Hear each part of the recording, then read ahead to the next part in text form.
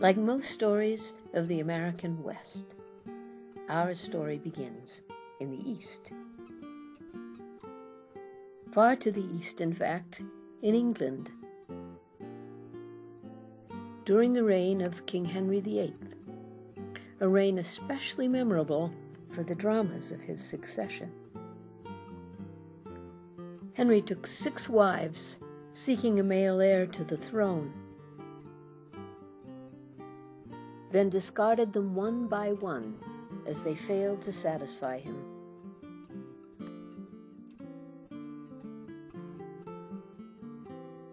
His conflicts with Pope Clement VII over this issue led to his break with the papal rule of Rome. Declaring himself head of a separate Church of England in 1534, overnight England went from a Catholic country to an Anglican one. This was welcome news to Protestant groups like the Calvinists and Puritans.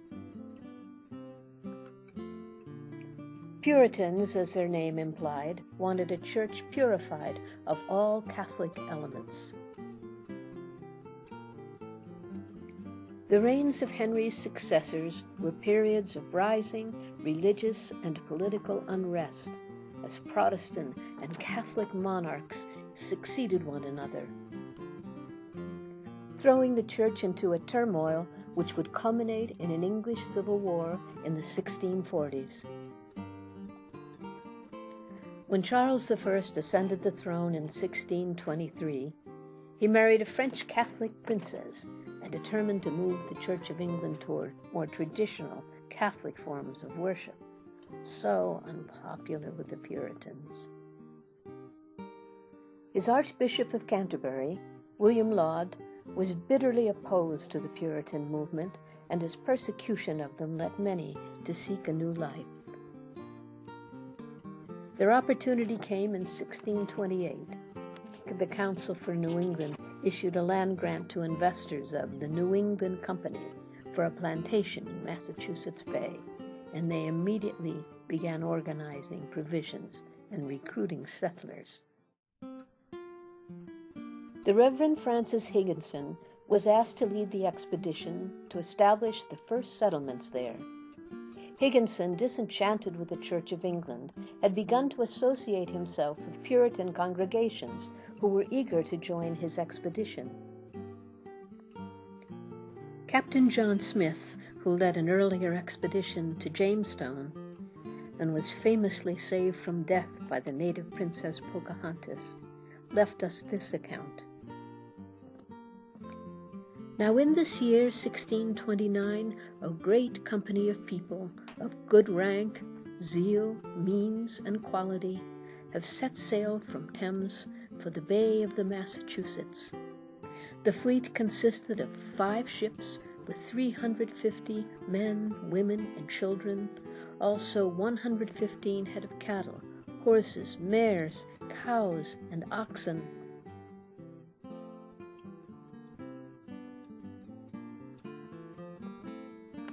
"41 goats, some rabbits, with all provision for household and apparel, 6 pieces of great ordnance for a fort, with muskets, pikes, drums, colors, and with all provisions necessary for a plantation for the good of man."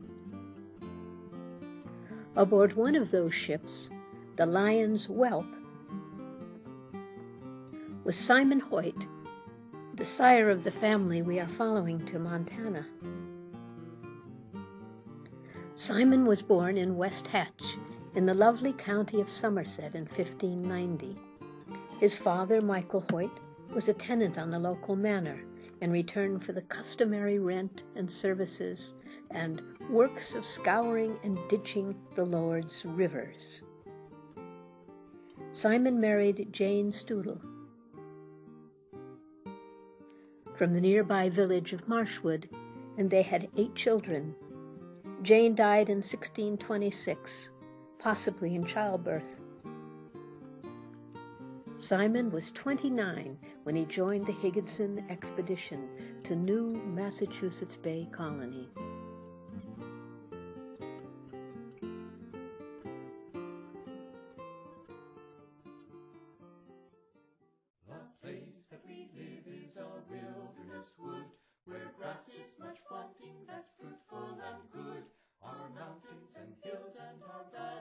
In 1911, Charles Davenport wrote, "One common characteristic these early immigrants had, which led them to leave family and friends, to undergo the trials of the long sea voyage in small ships, and to settle in a rigorous climate among unreliable savages, was a willingness to break with tradition, to exchange the old for the new and better."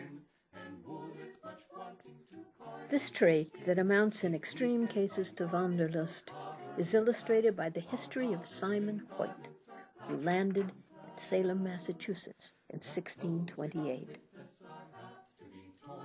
He went in the first company of settlers to Charleston in 1629, went to Dorchester in 1630 with the first company of settlers there. He joined the church at Scituate in 1635 and built a house there. Then, probably in the spring of 1636, he migrated to Windsor, Connecticut colony, which he helped to found.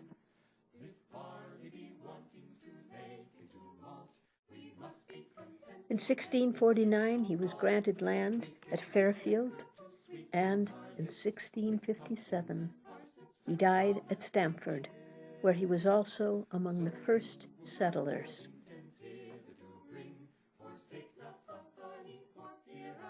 Thus, in the space of 30 years, Simon Hoyt lived in 7 villages in America, and was a founder of at least 3 of them.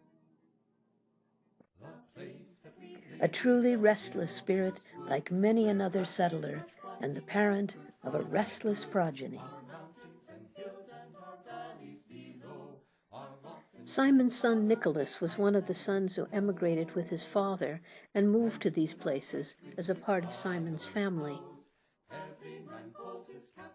Nicholas remained in the Windsor colony, where he died at the age of 33, within days of his wife, probably of a disease.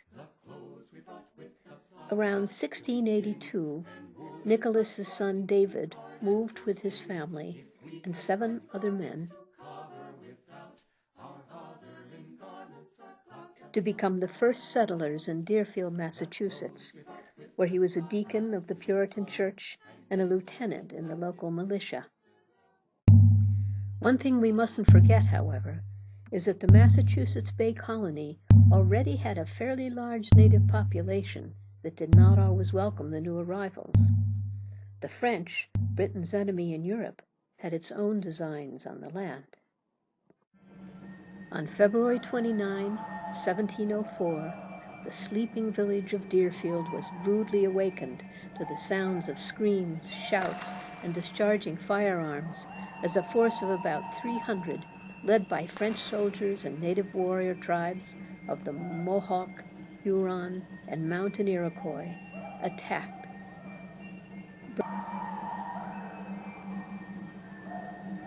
They killed 47 villagers and took 112 settlers captive.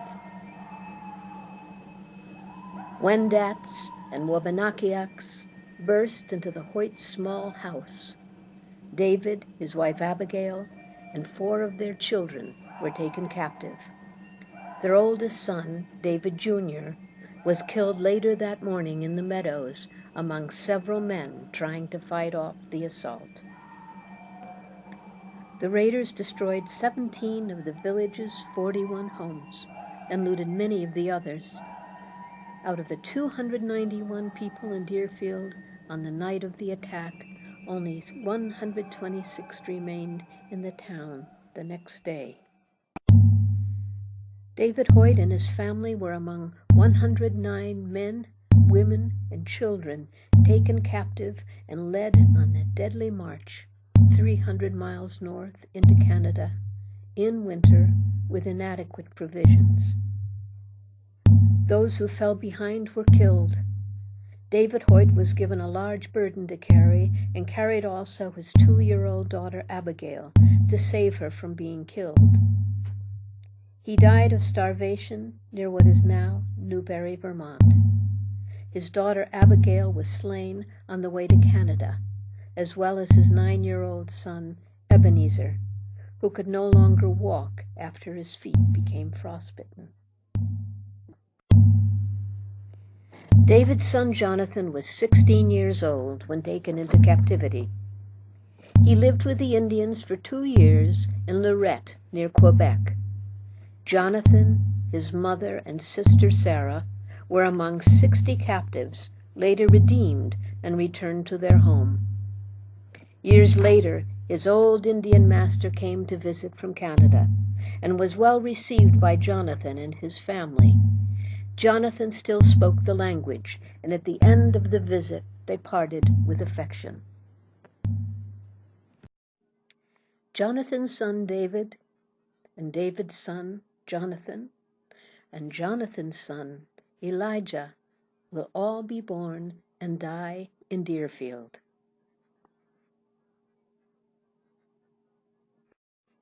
Elijah will move with his wife to Strongsville, Ohio, a journey of almost 600 miles. His second son Azer will be born there in 1804. The rest of Elijah's children are born back in Deerfield, which shows that the family remained connected to their roots in the Massachusetts Bay Colony. Elijah will return to Strongsville and be buried there. His son Azer Hoyt was born in Strongsville in 1804. He made the trip east with his family to Deerfield, where he grew up, and married Minerva DeWolf. Their 8 children were born in the same region.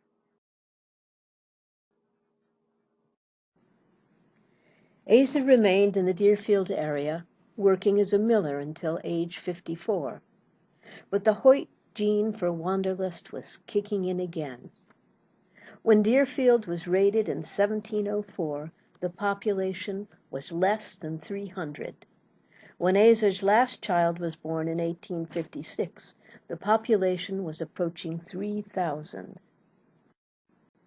Here is a view of nearby Boston at that time. New England towns had become the haven of a new wave of Catholic immigrants from Eastern Europe, and the character of the former Massachusetts Bay Colony was changing. The first wave of settlers was moving on. New Englanders were looking at new territories like Minnesota to join new young settlements.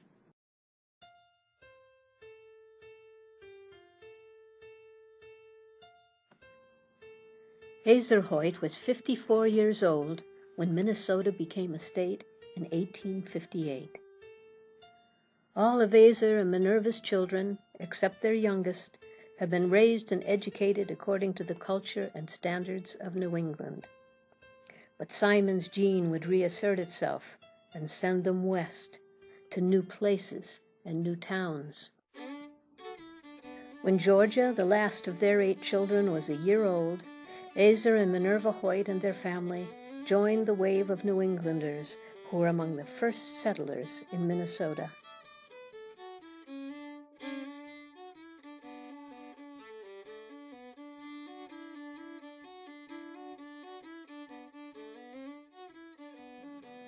Hoyts will enter the history books again as Azer opens the first hotel in Houston, Minnesota, and his sons, Charles and Elijah, complete the first sawmill a mile from Houston in 1869. Azer and Minerva will later move on to Hardin, Iowa, where he will die in 1890. Ovando Hoyt was born in 1844 in Greenfield, Massachusetts, near Deerfield, where the Hoyt family had its roots since Simon's arrival in 1629. He was 14 when his family moved west to Houston, Minnesota. When he reached his majority around 1862 or 3, the Civil War was already threatening to tear apart the new nation. His older brother Elijah served in the Army of the North, but Ovando Hoyt had other plans. His dreams lay in the West. The Homestead Act, passed in 1862, promised free land to settlers on the new western lands, setting many eastern families on a long, hard journey west. Brigham Young, like the 17th century Puritans, had led his Mormon followers to a new land, Salt Lake City, where they could freely practice their faith. It was a great adventure for a resourceful young man coming of age like Ovando Hoyt.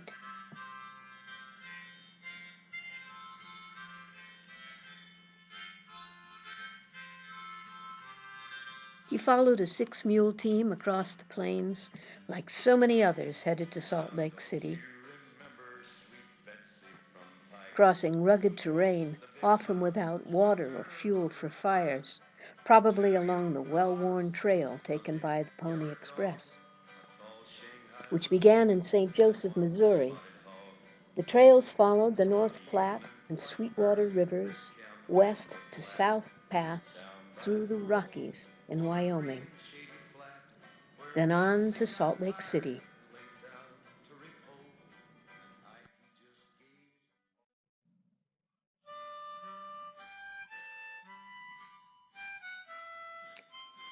In 1865, he traveled north into Montana.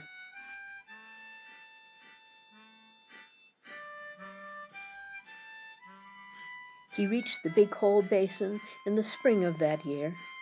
He had landed in his new homeland, coming on to his 21st birthday. He had come to a beautiful place. Like many of his ancestors, Ovando Hoyt seemed to regularly turn up at critical intersections in history. To the west lay the lands of the Nez Perce people.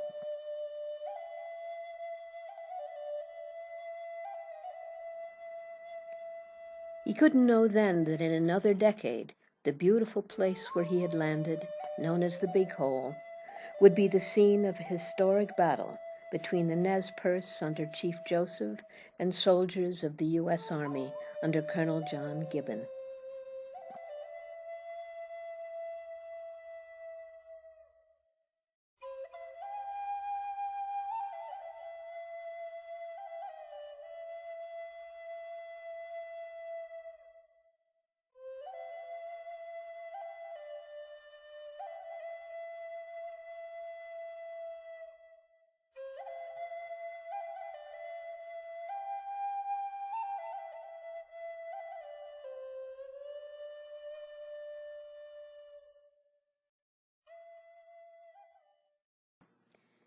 Chief Joseph was keenly aware of the burden he carried for his people's survival and of the odds he faced.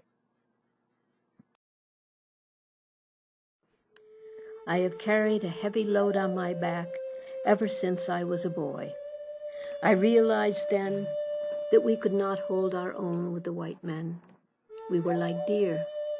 They were like grizzly bears. We had a small country. Their country was large.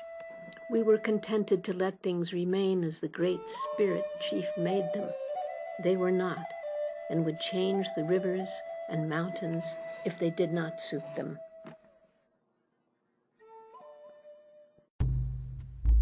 The third battle of the Nez Perce War occurred here in this field on August 9th in 1877, where the Nez Perce made camp, fleeing American soldiers with hopes of escaping to Canada.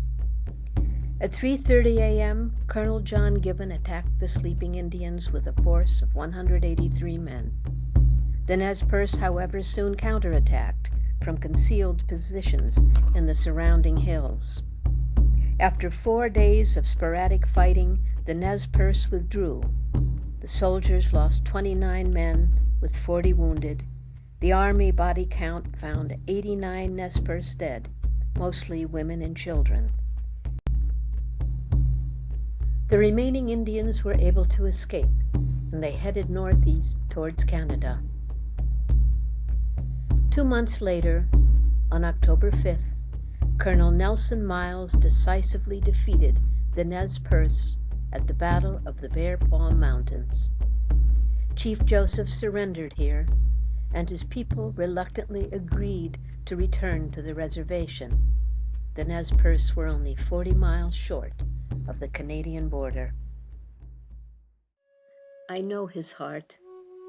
What he told me before, I have it in my heart. I am tired of fighting. Our chiefs are killed. The old men are all dead. He who led on the young men is dead. It is cold, and we have no blankets. The little children are freezing to death.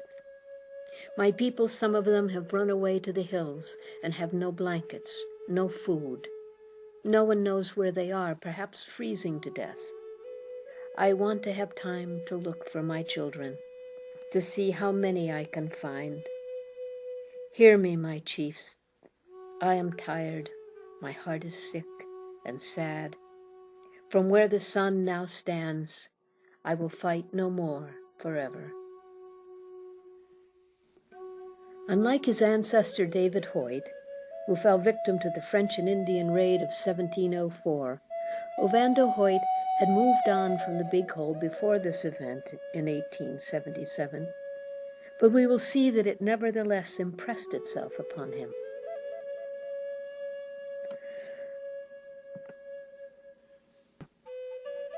We know that in 1870 he was listed in the Missoula County Census as working in a sawmill, just as his brothers Charles and Elijah in Houston, Minnesota.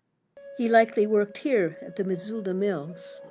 He may also, during this time, have taken his turn at mining.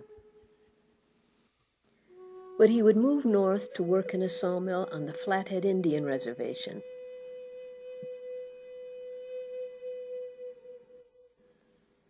The Flathead Reservation still today covers almost 2,000 square miles of some of the most beautiful country in Montana, including much of Flathead Lake.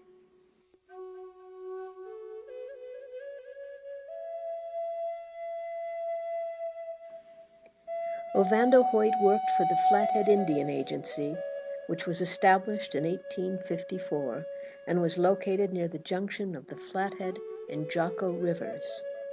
The first tribes under its jurisdiction were the Flathead, Upper Pendarey, and Kootenai Indians. Here his life intersects not only with the friendly tribes of the Flathead, but with Peter and Mary Renan, important figures in Montana history of the time. Peter was appointed Indian agent on the reservation in the spring of 1877.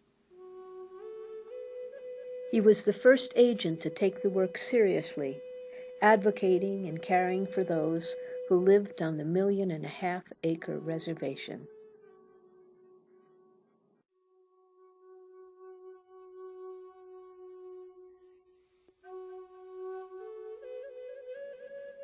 He moved with his wife Mary and their family from Helena, where he had been editor of the Rocky Mountain Gazette.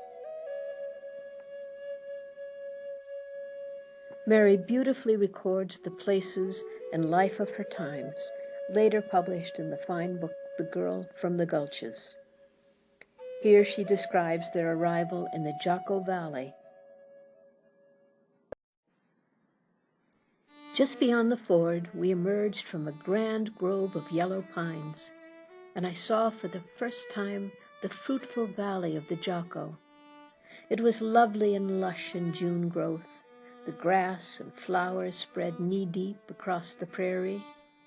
Here was a great blue patch of lupin, there a rippling splotch of pink clarkia. A band of wild horses, grazing in this luxuriance, raised their heads, startled, whinnied, and broke into a gallop. Pitched against backgrounds of occasional clumps of trees, smoke-stained teepees could be glimpsed. Directly to the east and to the south of the agency buildings, not 2 miles away, rose so abruptly that they seemed to lean forward great wooded pyramids of mountains. To the northeast, in a gap in the mountains, was a magnificent view of one of the jagged, snow-capped peaks of the Mission Range, and a glimpse of a waterfall on its craggy side. So beautiful the valley was, it seemed to me that day I had entered a place like unto the Garden of Paradise. at the agency stockade gate, Harry Lambert waited to welcome us. We went into the house described in my husband's letter and found a delicious dinner prepared and ready to be served to us by the cook. Mr. Ronan had hired a clean, efficient white woman to cook for us, the sister of Ovando Hoyt, the agency miller. We were tired, but not too tired, to be gay during our housewarming dinner. It is here on the Flathead Reservation that we get our first more intimate glimpse of Ovando Hoyt. He must have loved the place, since he invited his sister Melinda to join him there. She will remain with him until the end of her life. By the summer of that year, 1877, the Nez Perce are on the warpath, making their flight through Montana to reach Canada, and the Battle of Big Hole lies ahead in August. The danger is on the minds of everyone in the territory, especially Ovando Hoyt. Mary Ronan.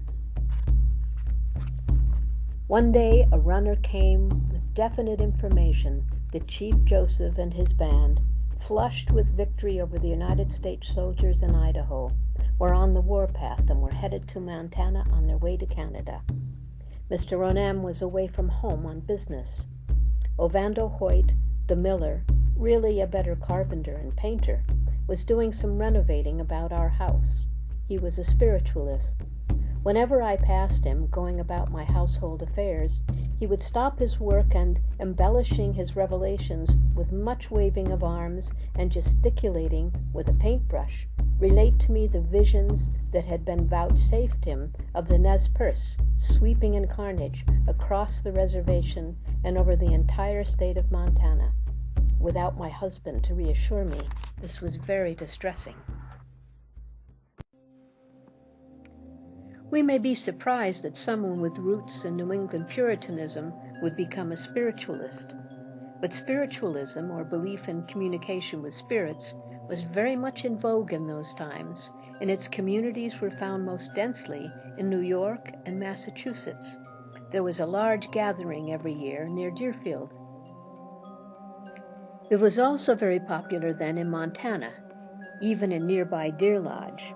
In fact, a Deer Lodge pub sported this satirical sign: "Spiritualistically speaking, the medium who superintends has ordered a congregation of spirits of the most reliable quality and finest bands for the imbibation of the imbibing bibulators who unbibulate their imbibations at the imbibulating saloon known as the Excelsior, Deer Lodge."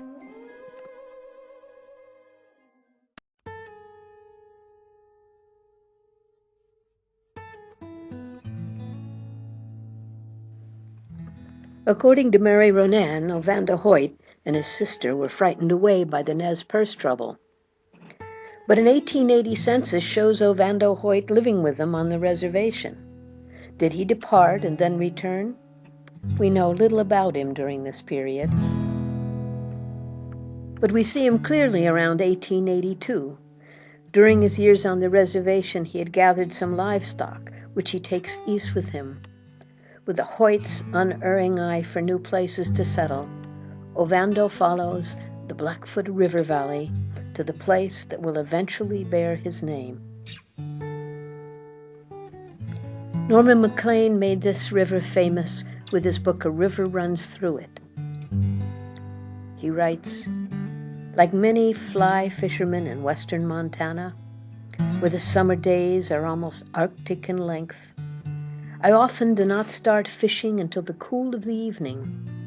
Then in the Arctic half-light of the canyon, all existence fades to a being with my soul, and memories and sounds of the big Blackfoot River, and a 4-count rhythm, and the hope that a fish will rise. Eventually all things merge into one, and a river runs through it."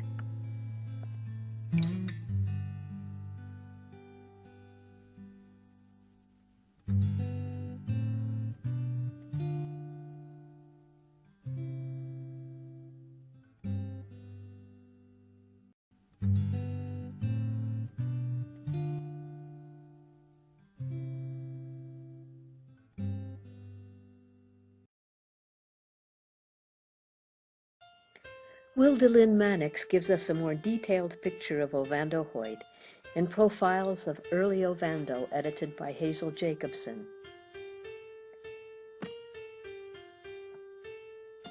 Ovando Hoyt arrived on the Sweet Grass Prairie north of the Clearwater in 1883 with a herd of cattle and horses he had accumulated while he was working on the Flathead Reservation. He built his house on the creek that still bears his name. He later traveled to England for a visit and returned with his sister Melinda, who was a teacher and is credited with bringing the first dandelions into the valley from England. He was an inventor, rancher, merchant. His patented invention, Hoyt's hay unloader and stacker, appeared in an 1888 issue of Scientific American.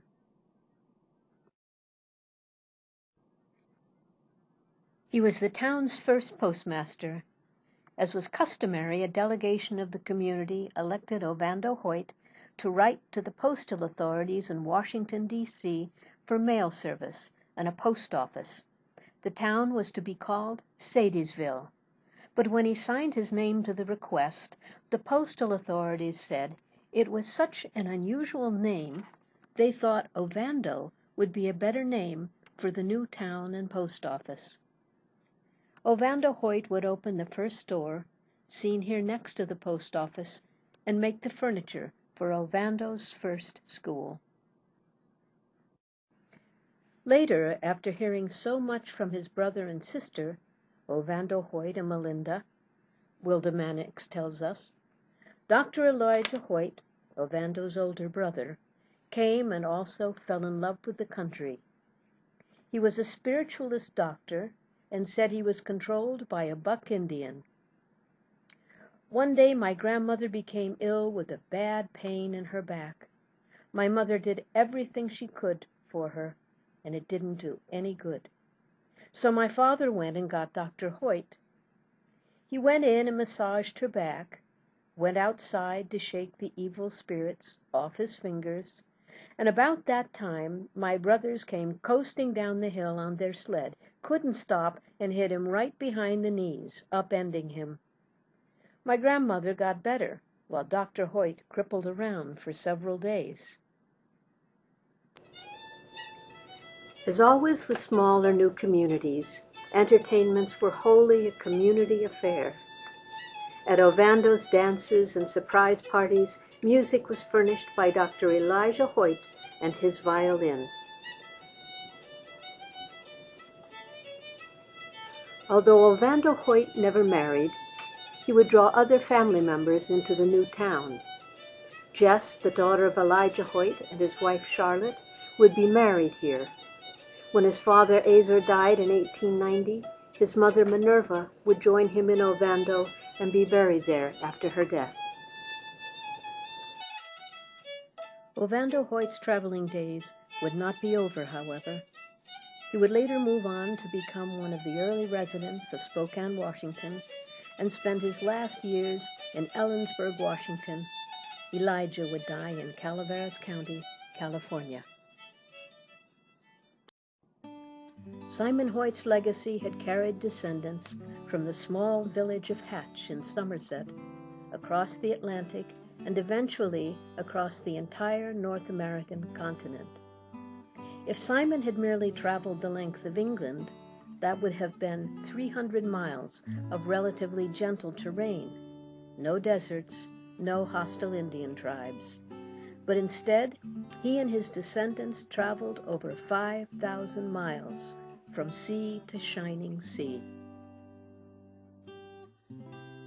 If Simon Hoyt hadn't left West Hatch, our town of Ovando would have another name.